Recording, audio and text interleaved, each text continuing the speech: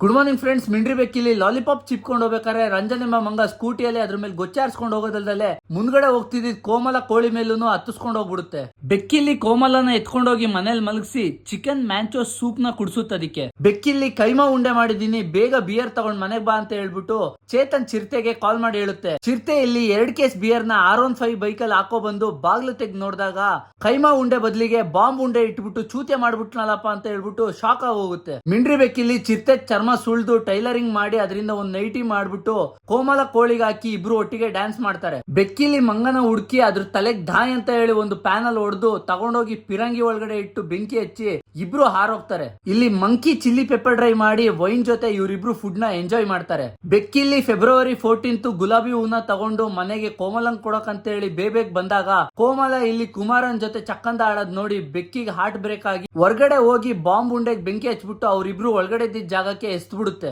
ಬೆಕ್ಕಿಲಿ ಕೋಮಲ ಮತ್ತೆ ಕುಮಾರ್ ತಂದೂರಿನ ಬಿಯರ್ ಜೊತೆ ದುಃಖದಲ್ಲೇ ಎಂಜಾಯ್ ಮಾಡ್ಕೊಂಡು ತಿನ್ನುತ್ತೆ.